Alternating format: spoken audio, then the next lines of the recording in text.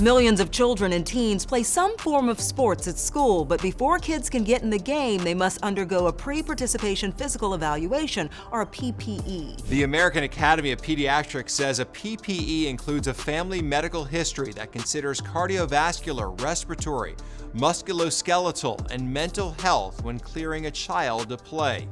However, the exam does not include a screening that can detect life-threatening heart conditions. Reporter Cassidy Williams introduces us to a father who's advocating to make electrocardiograms routine after losing his son to an undiagnosed heart condition.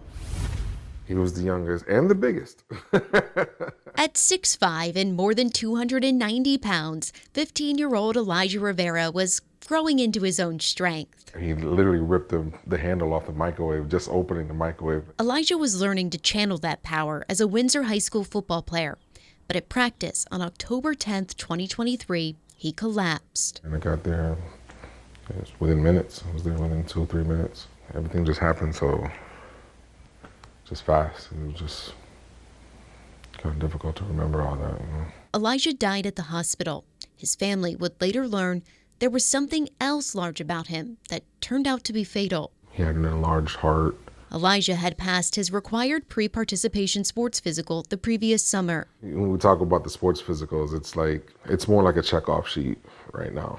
And I feel like there needs to be more. The sports physical required for Connecticut student athletes includes a questionnaire about family history and an examination by a physician. It basically checks pulses, checks breathing, and then you listen to the heart and listen for any murmurs or arrhythmias, things like that. Dr. Allison Crapo was not Elijah's doctor. She is an orthopedic surgeon who specializes in pediatric sports medicine. She says if there is a risk factor identified in the exam, the next step would be an EKG or an electrocardiogram, which is an ultrasound of the heart. Right now, it's not required in Connecticut because, again, it just hasn't panned out that every single student needs to have that done unless there's a concern.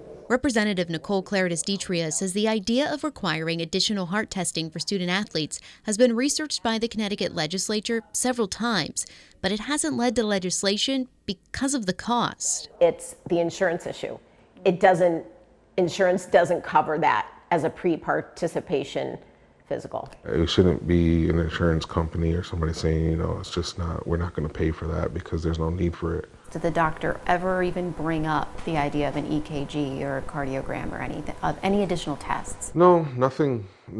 For Rivera, that additional test could have saved his son's life. I feel like we should know more about how these kids,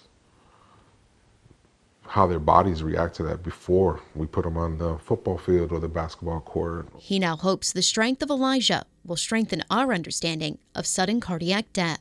Let's talk about it. Let's be more open about this. Let's discuss this. Let's, because it's out there and it's something that we need to be aware of.